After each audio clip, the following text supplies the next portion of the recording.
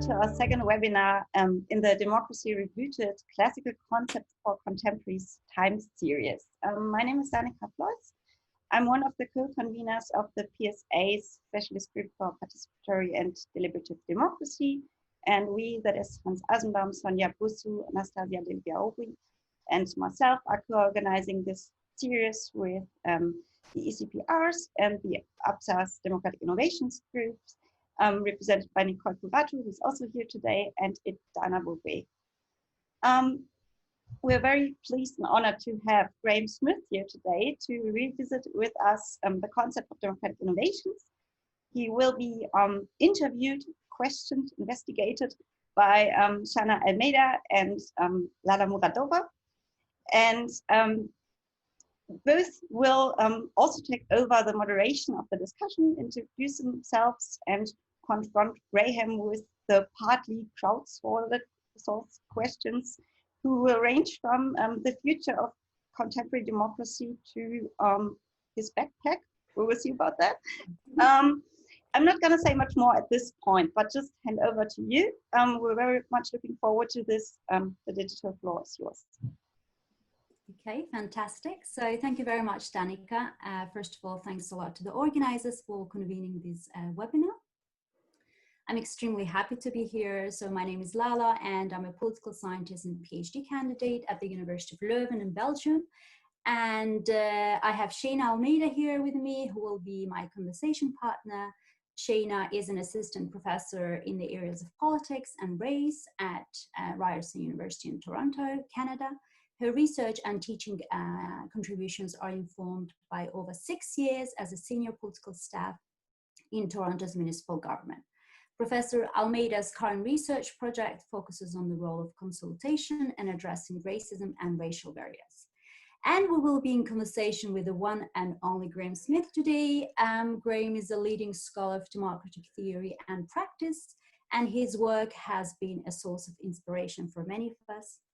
He is a professor of politics and director at the Center for Democracy at the University of Westminster, and he has written extensively on the questions of participatory democratic institutions, climate and environmental politics, and social economy.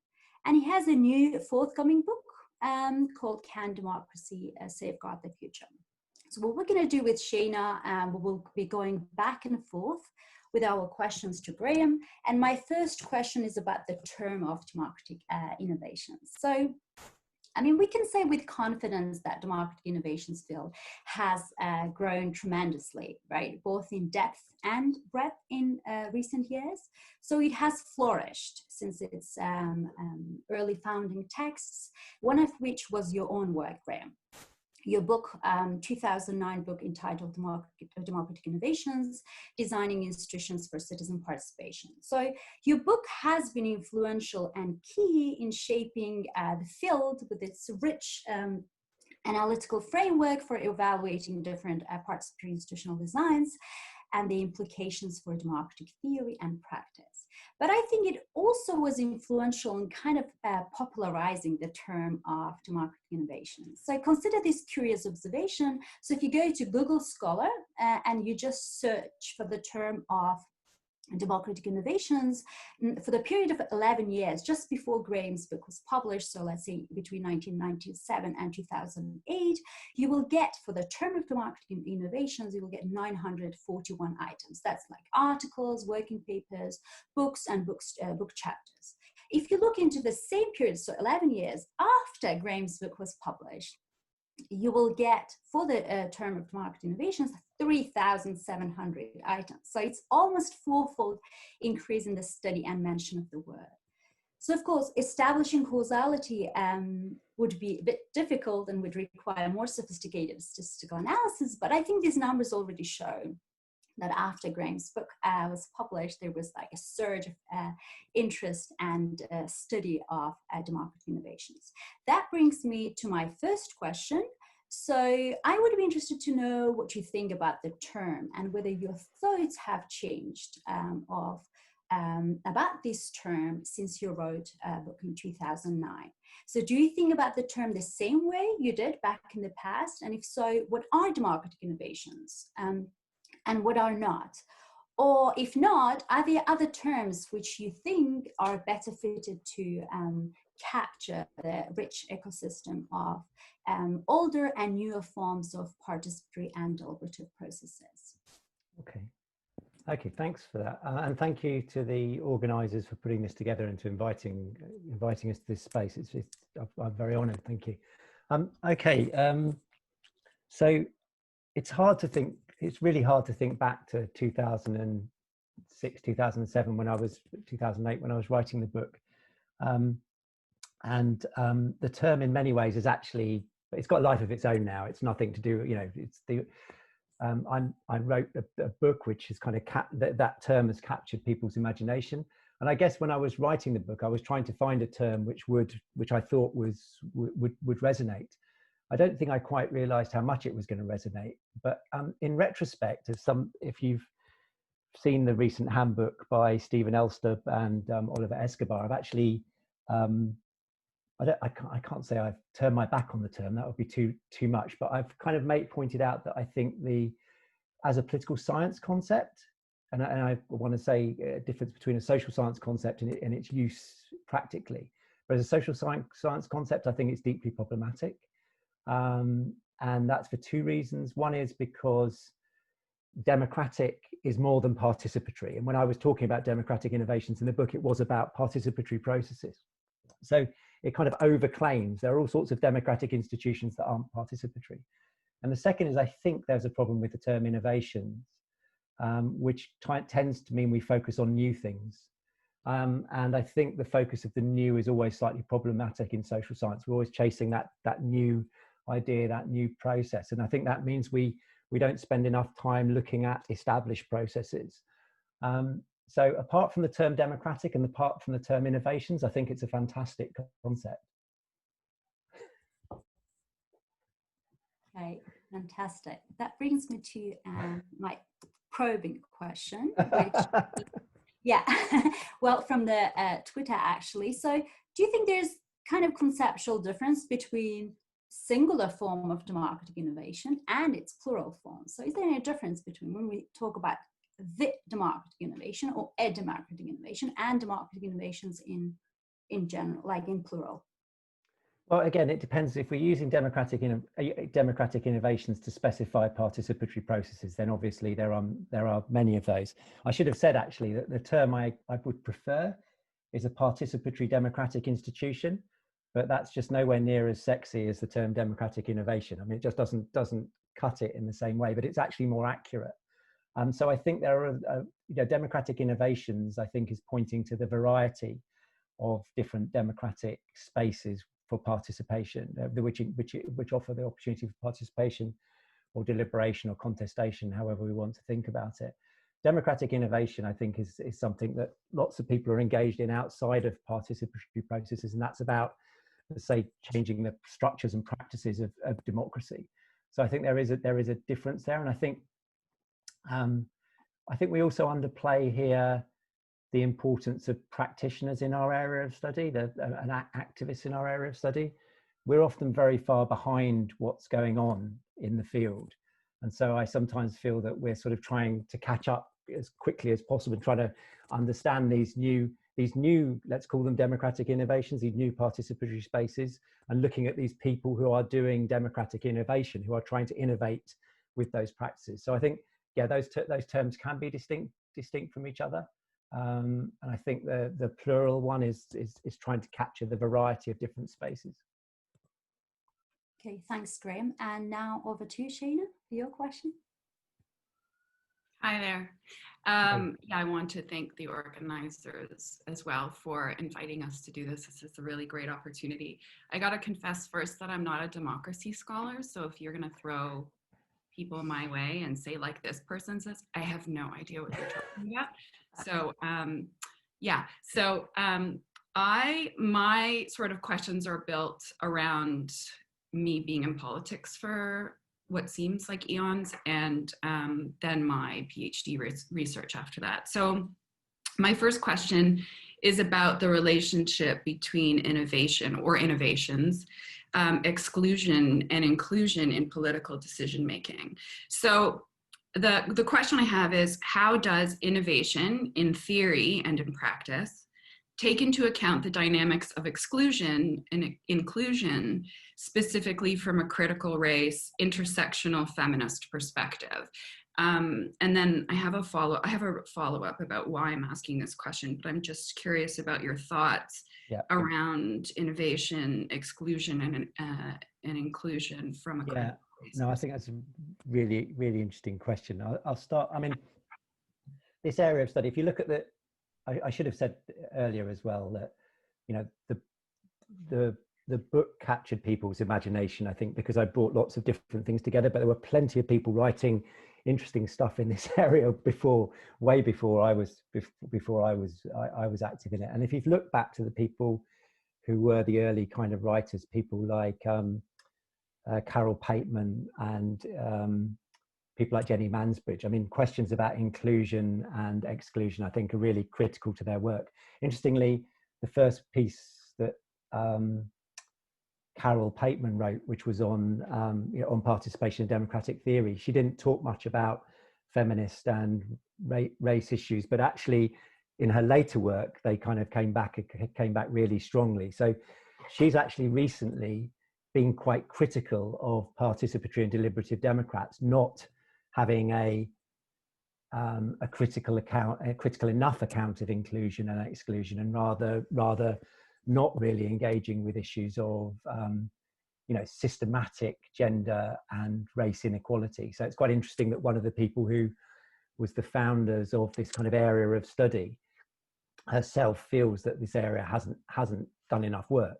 Now, that I think there's a really interesting issue here, Shana, which is that I think people who are interested in participatory and deliberative democracy are really interested in questions of political equality.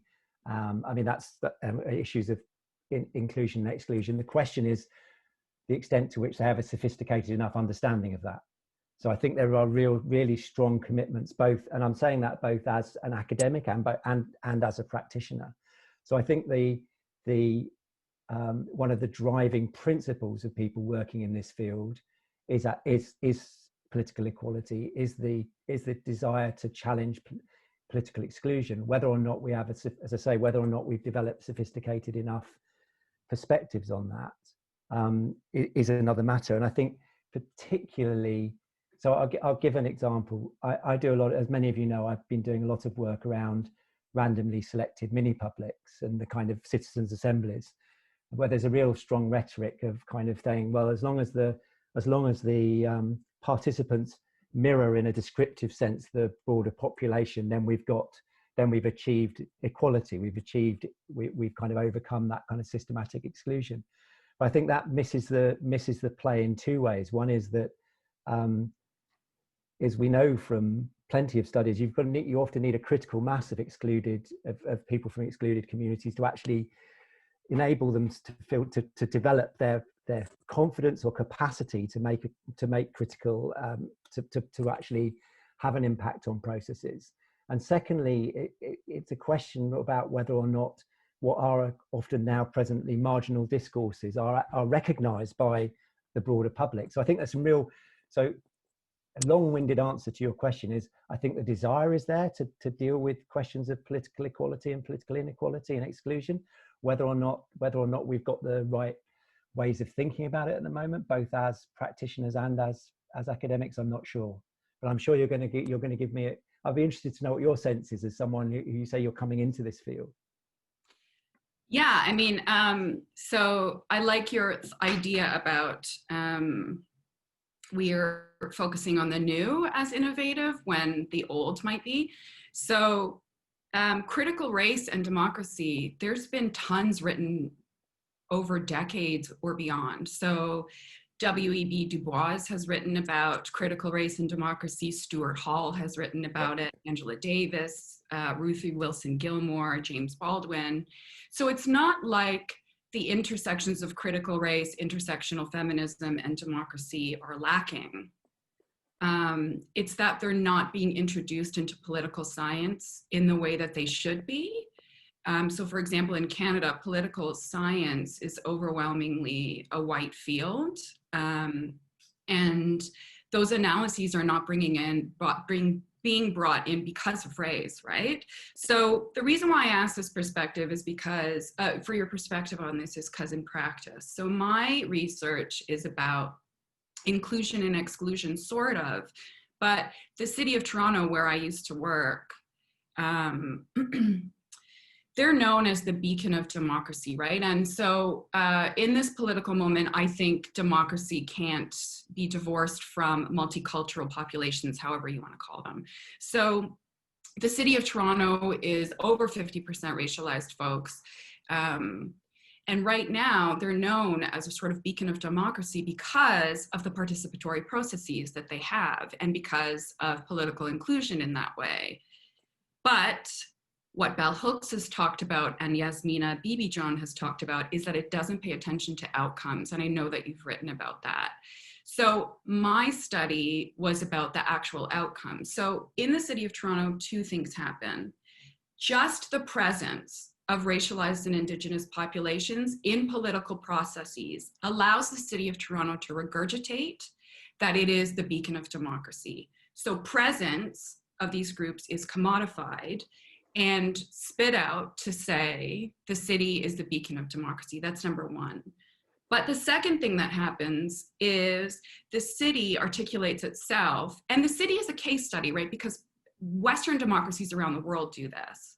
And I use the city as a case study. So it spits out that it's the beacon of democracy. That's number one. But number two, when the city is directly questioned on exclusion, so for example, why there's no racialized staff, less racialized staff in the city, hiring practices, addressing racism.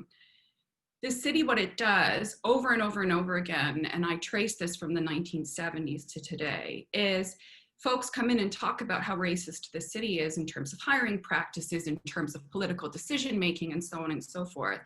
And the city does the beacon of democracy, but in the case of hiring, for example, they recommend things like mentoring and training programs. And that's a racist assumption that assumes that all racialized folks are immigrants and all immigrants are racialized folks, and that the reason why people aren't working in the city who are racialized and Indigenous is because they lack the skills and the knowledge necessary to participate in political processes or being hired in the city, right? It's the same thing around translation of flyers. So this city has like a democracy plan that they did in 2009 that says, okay, to increase the participation of these groups, we're going to translate flyers to access these populations. It assumes that language is the reason why people don't participate. So these are racial norms that are being recirculated over and over and over again. So when we think about inclusion and exclusion, I wonder, and this is my follow-up question, if we think about democracy in terms of inclusion and exclusion, I wonder if we put race at the center of our theories of democracy, if our theories of democracy would change, if we could consider that democracy, like the state, is an extension of race, that democracy and the state are meant to keep race intact over time. Yeah. Yeah. I mean, I definitely hear what you're saying in terms of that example, and I think there is an issue. So I want to just say that first of all, I want to make the flag that there are practitioners who are doing really good work in this area. I mean, people like Everyday Democracy in the States and others who are doing. So I definitely don't want to make some sort of claim that no one's doing good work on this. And I also want to recognise that there are scholars like yourself and others who are who are developing this agenda within the study of participatory spaces. I think there is a real problem, and part of this is to do with, in academia, to do with professionalization, which has been, the people who work on critical race studies haven't been in conversation with the people who have been working on democratic innovations, haven't been on conversation. And I think there's it always is a very frustrating exercise in the academy because of that. And my sense is that as the number of, when I started working in this area, there was a small number of people working here. And now the amount of expansion of younger scholars, of PhD students, younger professors, etc., actually those connections are starting to be made because people are bringing their work in, bringing different fields together in a way that people like myself didn't. So I think it strikes me that your critique is incredibly well made, and it's a more generic critique as well, which is about whether or not people working within the field of democratic innovations are see their work as being critical of, you know, how critical they see their work as being. Because for some people it's really interesting that democratic innovations is just about, if you like, making the representative system work better. Okay, whereas for me, I think your critique is about, we need to think about politics differently, and we need to think about, and I think that is a really interesting distinction going on within this area of people who were offering more radical positions in terms of saying, look, as you say, you know, one participatory process is not going to change what are deeply entrenched ways of doing things, and entrenched sexism, racism, etc., are not going to be overcome by these processes. We might be able to create interesting processes which create spaces for interactions which are less racist, are less sexist, etc., but then they go back into the system, which itself is deeply problematic. So I think the kind of perspective that you're offering, the kind of perspective that is being offered by people who are really interested in sort of post-colonial politics is really important for, and it's really refreshing for me that within the last decade that this area of study has really pluralized in terms of the amount of different perspectives that are coming to bear. And I don't want to, you know, this hasn't been a focus of mine for much of my work. I've done a little bit about race politics in Birmingham, a city in the UK, but I think it's absolutely critical that this kind of perspective is brought to bear, because we can't imagine that we have worked everything out. This is complete, you know, people like the kinds of positions that people like myself have put forward have to be challenged by scholars who are coming through, and actually in the same way as you've just done there. So yeah, I see the kinds of arguments that you're putting forward as only being helpful for taking us through and making actually this a much more critical politics. Okay, thank you. No, thank you. Lala, over to you. Okay, thanks. Shana, if your next question is somehow related to that question, you want to also continue discussing it if you prefer, or you want me to ask the second question? I can cycle back to mine. That's okay. You can go ahead. That's fine. Okay, so my second question concerns marketing innovations on climate change. So it's more specifically climate citizens assemblies. So we know that, you know, climate change is one of the kind of burning policy issues that is being increasingly subjected to citizen participation mechanisms. So one question that I'm interested in is inclusiveness, because in your 2009 book, it's one of the, you know, most important democratic goods that you mention that should be a part of democratic innovations. And we know that, you know, ensuring inclusiveness as a democratic good in these processes is particularly important, you know, given the nature of the climate change problem. But it's also challenging, because if we want to enfranchise all affected interests during these processes, this means that the perspectives of future generations should be given due consideration and weight in these citizen participation mechanisms. So my question is how to ensure such inclusiveness. So how should democratic innovations be designed to make sure that all affected interests, including those of the future generations, are represented well? So I know that in your forthcoming book you talk about it, so that would be very interesting for us to hear your thoughts about. Thank you. No, sure.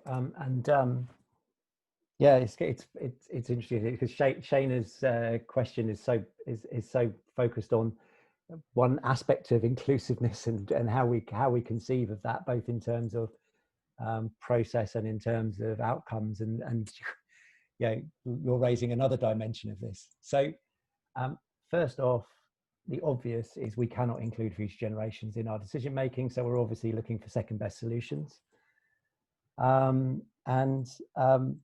I think one of the issues that we have got to deal with is the tendency of thinking about future generations in aggregate. So we tend to think about the interests of future generations, and we've got a number of problems there, which is, first of all, there are generations, there's the near future generations, there's far future generations. And I think that it was something Simon Caney said, that when we think in terms of future of single generations, I think his quote is that it tolerates outcomes in which some live appalling lives. So we're kind of like, as long as the future generation has enough resources, everything will be okay. But of course, it forgets the fact that there will be these, there'll be sort of imbalances of power and social and economic balances within generations. So the long answer to this is, I don't think the idea, for example, we see commissioners of future generations emerging, which I think are really interesting democratic innovations. There's an example of democratic innovation that's not participatory. But usually that's the perspective of one or a small group of a particular social class. And my insight in this is basically a feminist insight, which is that people, we're going to require judgments about future generations which recognize from different social perspectives within our current generations, because those people who live under certain social conditions now are going to be better judges of what it would mean in future generations from their perspective, and seeing the future generations from their lived perspective. So I think when we're trying to generate institutions where we think about future generations, we actually need to embed the principle of diversity in trying to get a diversity of judgment about those generations. And that, as I say, that's simply because I think that people who are living in our current generations now in different social positions will recognize, will be more sensitive to others in future generations who may well have similar social positions. So it's an argument, if you like, for thinking that our perspectives on future generations aren't like for technical scientists, they can think about that stuff. It's actually that we need diverse spaces in order to make good judgments about the future. Lots of people see that as counterintuitive because they see as participation as problematic to do with the long term, but I actually think it needs to be a fundamental aspect of it, just simply because of requiring a diversity of perspectives on that range of future interests. Does that make sense, Lala? Yeah, it does. Well, I would love to, discuss these a bit more further, but I think we won't have time, so I will pass it to Shana. And if we still have time, I would like to comment on what you have said. Thank you very much, Graham. So just a quick reflection point, just following up on what I was saying last time. I read this piece about how fascism and liberal democracy are seen as antithesis, like they're seen as contradictory. But again, if you put race in the middle as a founding sort of theory of democratic theory, Angela Davis is really good at articulating this. She's better at everything, but she writes, like, for example, formerly incarcerated folks in a lot of places can't vote, right? Or in Florida, formerly incarcerated folks can't vote unless they pay off their debt. Yeah. So this is the concept of racial capitalism, right? Which is in California, Proposition 17 just passed, which allows formerly incarcerated folks to vote. So when we think about inclusion from a critical race intersectional feminist perspective, you can also bring in the prison industrial complex and racial capitalism and all of these things. We're not anywhere close to being inclusive in terms of decision making or in terms of just voting in general, right? And I think I had to reorient my perspective to understand that systems of democracy are built to extend race, not to keep them from happening. And I think, again, I'm building on Du Bois and Angela Davis and James Baldwin and everybody, but yeah, that's interesting that we continue to articulate democracy in ways that continue to exclude based on race, as if it's like something new. We just, it's like every time we go through elections, it's like white supremacy becomes something new and we get shocked by it over and over and over again. So can I just say one of the interesting things for me here is, and I kind of said it in the answer to the last question, is this issue of, with a lot of the work that's being done around participatory and dialogue spaces and things is actually that aim to create spaces in which challenge that kind of exactly what you're talking about, the kind of established norms and established ways of doing things. And I think it's really important that we do that in order that we recognize that it is possible to build a politics that doesn't have the kinds of characteristics or tries to ameliorate the kinds of characteristics that you're talking about.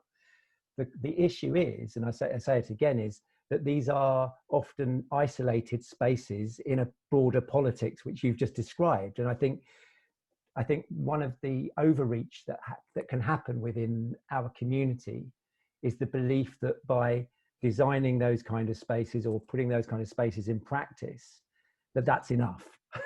And I think and I think that is something that there can be that tendency. And I think that tendency exists in my own work of kind of look, we managed to create this space in which we did things which we've not been able to do before. Hooray, we can all go home now and everything's fine. But of course it isn't. And I think that's and again, I think there are differences amongst academics and amongst practitioners about the extent to which we perceive what we're doing within democratic innovations is trying to develop a new imaginary, a new way of, a kind of way of thinking and doing politics that could somehow make a significant difference to the kinds of practices and norms that you're talking about in the broader politics. And I think or it just being a kind of one-off. So there is, of course, the unintended consequences, which we create these spaces and they have impacts that we don't realize they're going to have. But yeah. So yeah. I'm not sure if that's not a satisfactory answer to what you're talking about, but I think it is an issue. We can get very absorbed in these particular participatory spaces without recognizing the kind of systemic problems that are still being reinforced around it. Yeah, I think that's a really great way of capturing it. It's like we get into these narrow spaces where we determine democracy in particular ways and through particular practices to the exclusion of what's actually happening, right? And those siloed spaces can be really dangerous, I think, in some ways, in that they reproduce the very things that in theory and in practice we're trying to challenge, right? And I think intersectional feminism work is about care work, right? Like at the center is about solidarity and care work, right? And for folks and with folks at the intersections. And I think that broadens our perspective to think about something different. I wanted to quickly ask you about the role of activism. In your opinion, the role of activism in shifting our perspectives of democracy or democratic innovations. So you talk a lot about social movements in your book, I think. And so my question is, how can activism shift our, prehistoric conceptualizations of democracy in liberal terms, right? Like, I think activism is on the rise across the world. It's not going to stop just because imperialist Joe Biden, all that stuff. So how can activism shift these conceptualizations and shift these liberal notions of democracy or democratic innovation? No, I think that's really interesting. I mean, there's only so much academics can do, and academics living in, but actually I think it's active. I would want to broaden the term activist to include what might also be called practitioners, people organizing, organizing spaces. But these are what these actors are doing who are absolutely critical is showing by doing. They're showing us how politics can be done differently. And I think whether we're talking about sort of decision making, the way that decision making is made within social movements like Black Lives Matters, or with amongst Extinction Rebellion, or whatever we're looking at, or whether we're looking at the practices that are being put in place by organizations like Everyday Democracy or Involve in the UK and others. These are showing us and actually are living examples that politics can be done differently. And that relationships can be the exercise of power within relationships can be different from what they are now. And it's only by seeing and doing that stuff, and people like ourselves engaging in this as both as academics and activists ourselves. For some of us would want to see ourselves as being involved in that. We can actually begin to both realize and imagine what those spaces would look like and what a politics would look like. So I think, yeah, I mean, it can sometimes the work we do, which is looking at consultative processes or empowered participatory spaces, can feel a bit sort of away from the centers of power that the kind of processes that you were talking about, the more but I still think they're really critical for making us realize that there are other ways of being, there are other ways of doing. And I think personally I kind of hold on to that as to why I'm so interested in this area of political science and of political theory, because it strikes me that it's through those exercises of doing and being and seeing differently that we actually can start to make changes to the kinds of structures and practices that you're accounting of, you're providing an account of. Yeah, I like that. It's like they're showing us the gaps. Yeah. First of all, they're showing us the gaps, but also they're showing us ways of filling those gaps, of kind of like of bursting through those gaps and being a different way and having a different way of doing politics. But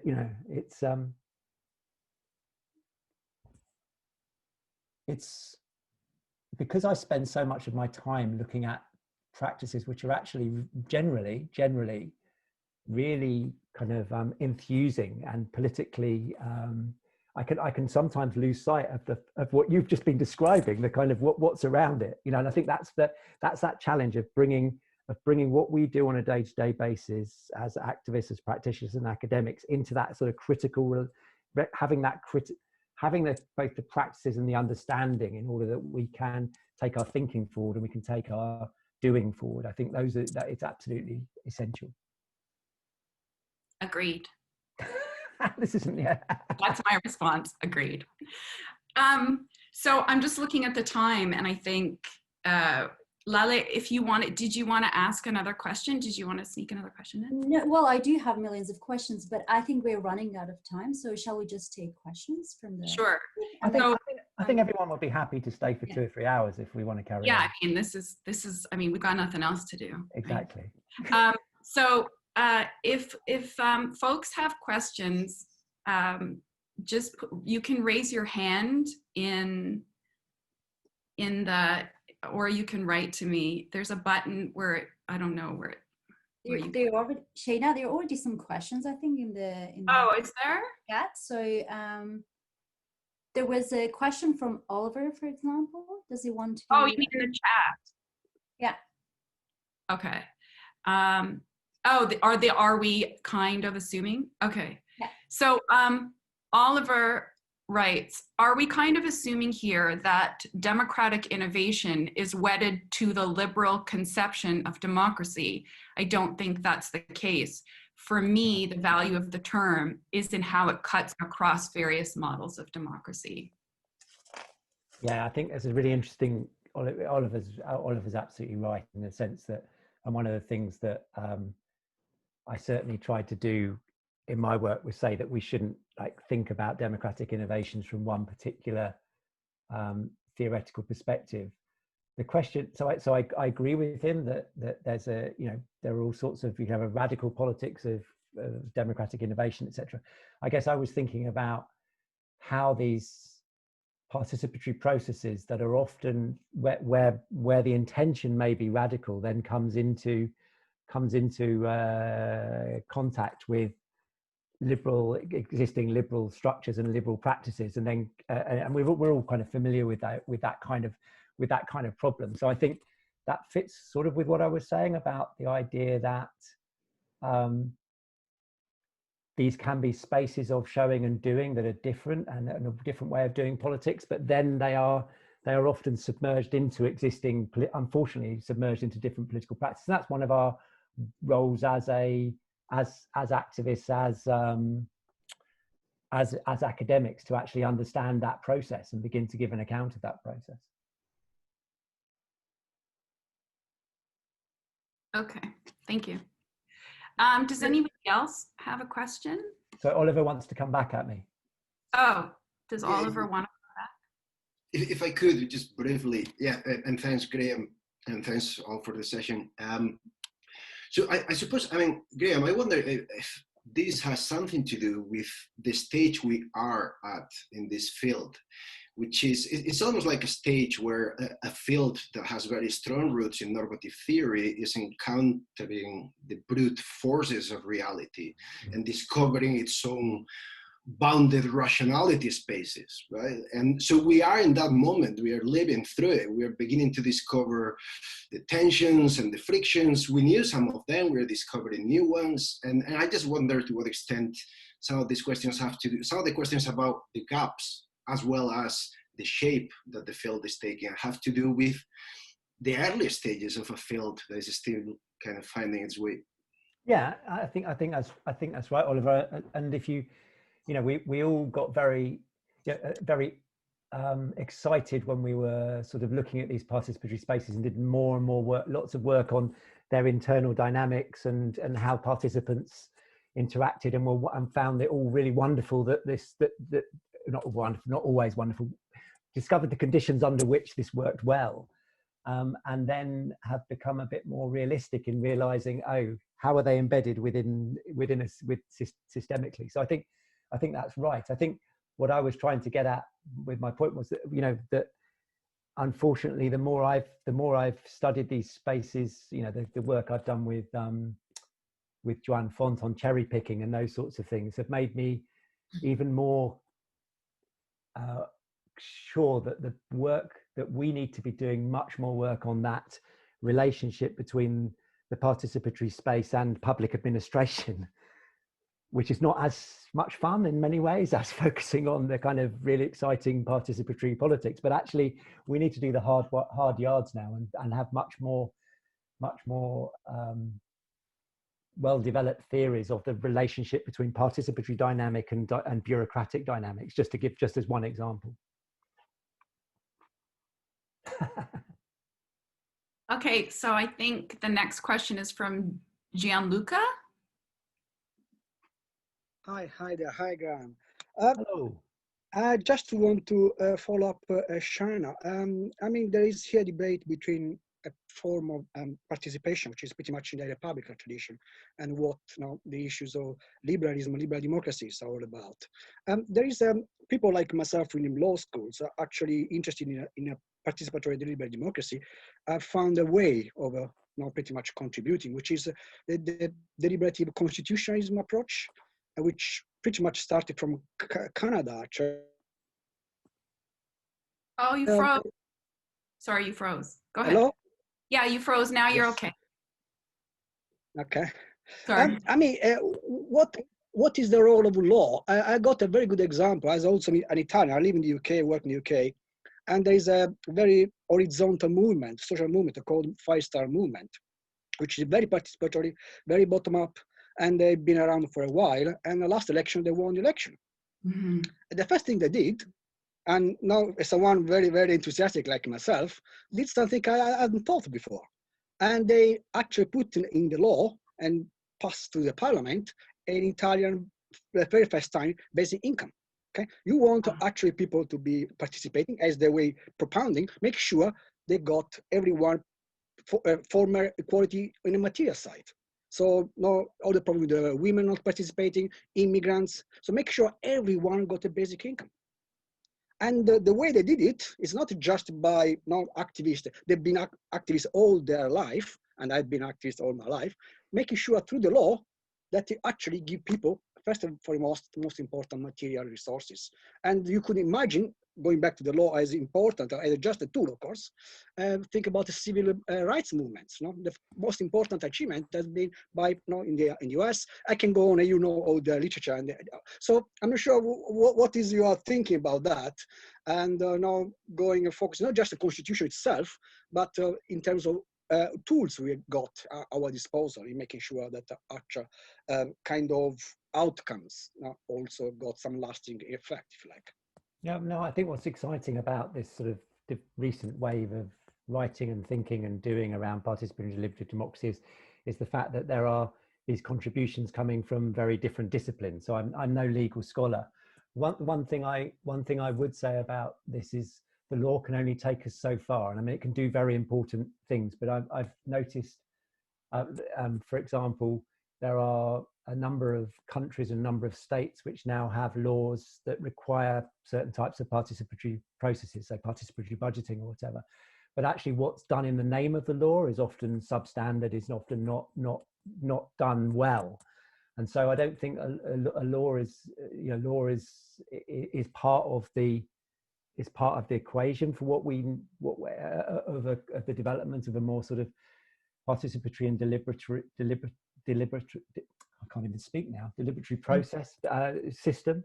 But I think it's not, it can't do all the work that we need. So I think the work you're talking about, deliberative constitutionalism, is really interesting, and it certainly is part of the story. Very quickly, of course, the public sphere must be such that allows the law to work everywhere. Yeah. If people do not accept the law, doesn't matter what you do. Absolutely. But yeah, in terms of lasting kind of you want actually people to participate, making sure they got a solid income behind. Yeah. That's like, and yeah, okay. No, but I think it's interesting. So, for example, a lot of participatory processes will actually do that. I mean, it's not going to, doesn't sort out the systemic problem, but you know, any participatory process worth its name, if it doesn't recognize the condition that it's got to get certain conditions in place in order that people can participate, whether that is going to be something which changes, is a structural change like you're talking about in terms of basic income, or is more transitory in order to allow people to participate, whether it's provision of care, whether it's provision of material resources. You know, that's absolutely critical if we're to realize inclusiveness, if we were to realize the kinds of goods that we associate with democratic practice. Absolutely. Thank you. Okay. Okay, I just wanted to add that one thing. I'm sorry, I might sound pessimistic here, Gianluca, but basic income, of course, by law is like a really good win, but at the same time, it doesn't dismantle systems of capitalism, right? Like the law could be such that we could increase taxes on 1% of the population and corporations and so on and so forth. We're not there yet. So I agree 100% with Graham about it can only take us so far, and it does only take us so far. And civil rights did the same thing. It's like civil rights movement was really important, but slavery still exists today, just in different forms, right? So that's how systems work. Sorry, that wasn't my role at all, but I just wanted to say that. There's a question in the chat from Emil. The session began with some citation rates as a loose measure of impacts. I would be interested to know how often critical race and intersectional literature is cited, for example, W.E.B. Du Bois, Hooks, Angela Davis, in these fields, and how much more work is necessary to engage the problem Shana has raised, the perpetuation of dominant conceptualizations of ideas of Western liberal democracy as without acknowledgement of its dependency on and remaking of race and the orders of race. I thought you'd like that question. That's that. So the answer is not enough in this field, I think, and it's an example of this is a really relatively, it's a relatively young field comparatively within social science, and I think that the extent to which it has two, I think firstly that might help explain why it hasn't had enough influence, and secondly it means that it's right for it to have influence because it hasn't ossified, it hasn't established itself in, you know, there aren't established ways of doing things within our area of study. So actually it's really great that there is this kind of system, that there is this opportunity for, well, not the opportunity, it's happening, because I know, you know, the work that you're doing, work that other people are doing. I know Marta recently published a piece on intersectionality. It's it's really great that so many of the emerging scholars in this area have got this as one of their key concerns, because it's for a area of study which is driven by commitments towards political equality and opportunities for popular control. If we don't develop a sophisticated understanding of the different ways that power is exercised within those spaces and around those spaces, then it's not going to be an effective area of study and activity. Great. So I think I have to put my hands up for a start and say I haven't engaged with that work enough. Okay. Thanks for saying that. Michael Morreal and Matt Ryan have their hands raised. So don't ask them to ask questions. Oh, are they trouble? Sorry, Shana. Yeah. I think Petra has asked a question a while ago, so I think. Oh, you can ask them. Sorry, I don't control this space. I don't think I control it either. I don't know who does. Okay, so Petra, I guess Petra can go. Yeah, it's in the chat. So Petra is asking, do we also over-focus on cases of successful participatory democratic innovations, which limits us? Yes. I think I'm also interested kind of in this question. No, yes, and Matt Ryan and Paolo have written about this, and actually it's a real problem and it's part of the reason I don't like the term innovation particularly, because it means we tend to focus on new things or exemplary things, and it's partly to do with the way that we get rewarded within political science, which is to write the article about something that no one else has written an article about. And it is a real problem that we tend to focus on, and my book is full of exemplary cases, and actually that's really poor political science. So apart from the fact that my book's got a really bad central concept, and the fact that I have a method which focuses on exemplary cases, which is really poor, apart from that, it's a really great book. So what is the solution as a field then, if we want to kind of how to do that? We don't only talk about exemplary cases, but also. Well, I mean, an example, it's easier to take it from work that I'm familiar with, as in I've participated in. The work that I mentioned earlier about cherry picking with Joanne Font is we scraped the web for data, and we did endless interviews to make sure that we tried to pick up as many participatory processes within a geographical area, and then selected them on, using a selection framework that meant we got a variety of different types of processes. So we didn't go out and say, oh, we want to look at this really exciting example in I don't know, in Madrid, and this really exciting example in Barcelona. We said, okay, what's out there, and we're now gonna do a rigorous selection of different types of participatory processes. And that's the sort of thing that one of the difficulties is, and I found this with the project I'm involved in, Participedia, is that people blow the trumpet about things that they've done well. It's really hard to find it's harder to find examples of poor process. But unless we do that, we won't have rigorous social science. We won't actually know. We will over-determine our objective analysis, which is really problematic. Thank you. So I think we have time for one more question, and I'm going to go for the troublemaker, I think. Michael Morrell. Hi, Michael. I don't know you, but go ahead. Hi. Thank you. Danica, you didn't want to ask a question? I thought you had your hand raised. Yeah, I had, but go ahead. So, Are you sure? Yeah. Okay. Michael, where are you? I'm at home, but this is I don't know if there's any Romanians in the room. This is Hunedoara, which was the castle of Jean Hunyad. You might have John Hunyad in Romania. So my wife is from Romania, so that's why I use that picture. So I don't know if I'm going to make trouble, Graham. But maybe I'm gonna try.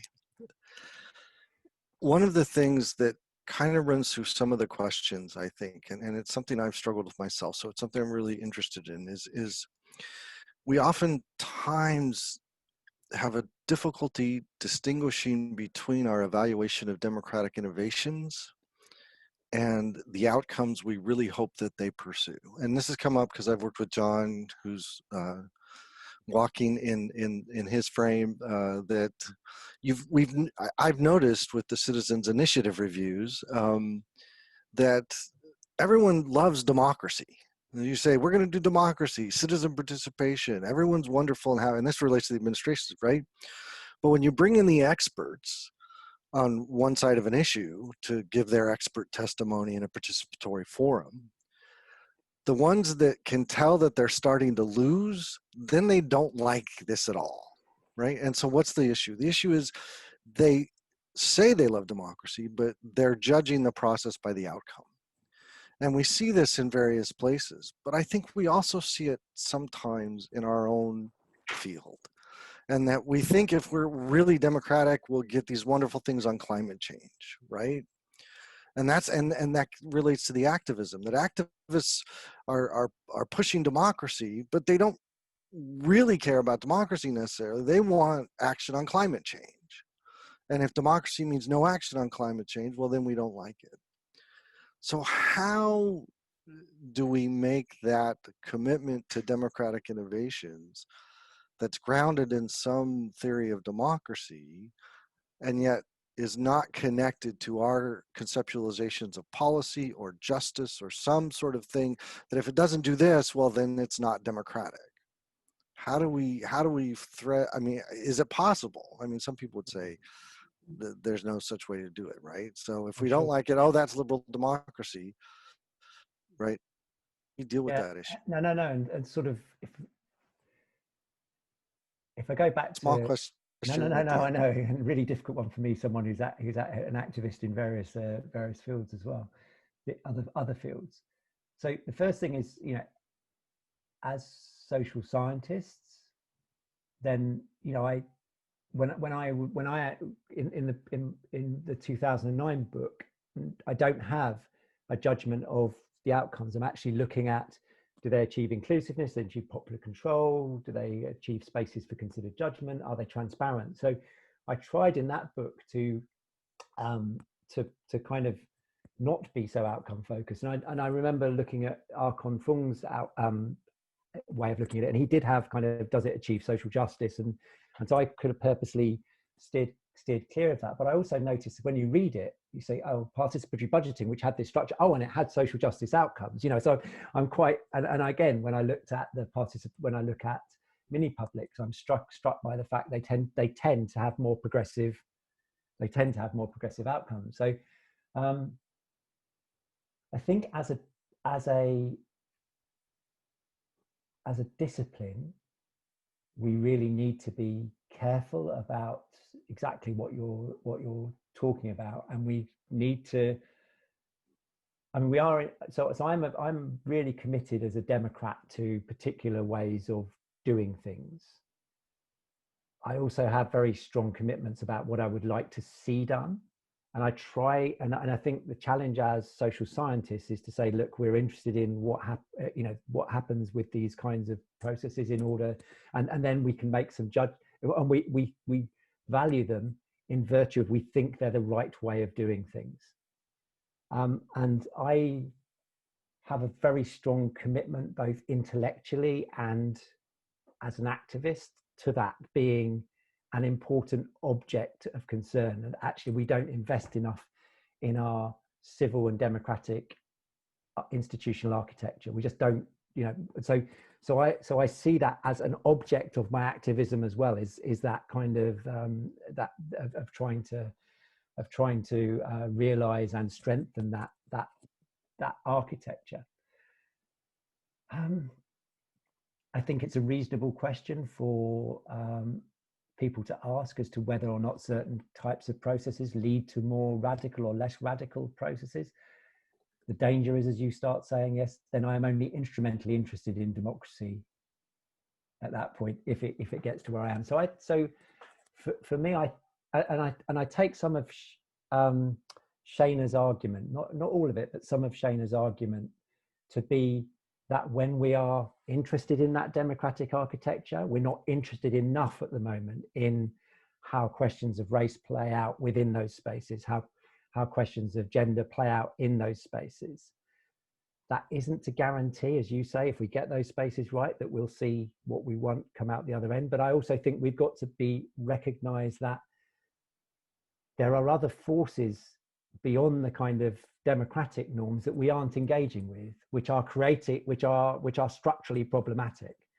So I think we've got to be interested in this, but we've also got to be interested in the participatory response. But we've got to be interested in this greater politics. So I've kind of skirted around your question, Michael, but we're running out of time. So it's different. It's challenging, but I think as social scientists and as activists, we can be interested in those spaces for their own sake. Okay, so Danica, do you want to ask your question next? Yeah, just very briefly. I wanted to come back to something that Oliver raised in the beginning of this discussion. So one thing would be to say, okay, the term and the concept of democratic innovations is actually used by many critical theorists, scholars, academics, and so on. And the other thing would be to have a look at how democratic innovations are practiced, and more precisely, what the agents are that use democratic innovations. Graham, I'm not saying that it's your fault, but in some cases, from a critical theory perspective, I would have the impression that democratic innovations are also sometimes by some agents used to stabilize liberal democratic institutions, not to reform them or to overthrow the liberal capitalist system or something like that. So again, I'm not saying it's your fault, but can you maybe make use of the or make sense of this distinction between different agents, civil society agents, state agents, and the critical or accommodating functions of democratic innovations? Yeah, no, and I'll go back to something I've said before. I haven't got that many interesting things to say, so I have to repeat myself, which is this issue of, I think, both as social scientists and activists, we very often got very interested in what happens within these spaces, and not enough about how they are embedded within a broader political structure. And this isn't just a sort of deliberative systems point. This is just a generic point about participatory processes are not just the moment when citizens are engaging with each other. They're about how that space emerged, who commissioned it, who created it, who structured it, and then what happens with, how embedded does that come in? What sort of effect does that have either on broader publics or on public administrators or whoever our focus is on. So I think rightly a fair criticism has been that as a group of scholars, we've spent too much time focusing on the internal practices of participatory processes and not enough in the way that they are embedded. So I'm quite happy to buy into the fact, as you say, that sometimes these are embedded simply to uphold existing economic and social practices. Yeah, there's no question about that. Other times they're embedded because they are trying to disrupt what's going on. And so I think that we really need to have much more of an account of the way that these processes are being used and abused by different actors. So I'm happy to be called out and recognize that in a lot of the work that I've done has been focused on that. What do citizens do in this process? What kind of recommendations do they generate? That sort of and I think that it's not to a detriment of the area, but it does mean that we haven't had a broader perspective. I would also want to say that I think I worry about a sort of theoretical purism that comes in, where people kind of take a sort of high theoretical position and then nothing will live up to their expectations. And I think one of the great things about the study of democratic innovations has been that interest in practice, that interest in what is happening in and around and to these kinds of processes. And I think that to me is one of the things we mustn't lose. It mustn't just become a kind of the attractiveness within academia is to move towards high theory and just kind of lose sight of what's happening in practice. And one of the things I love is that engagement with practitioners, with activists and academics working in and around each other. And I would hate to see that lost. I think what you said is really good about innovation or democracy having the flexibility to be redefined through challenges.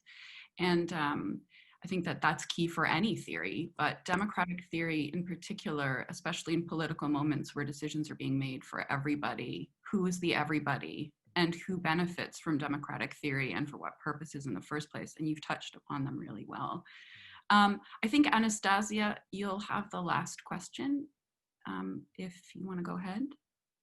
Okay, thanks, Shana, because I just thought we don't have any time.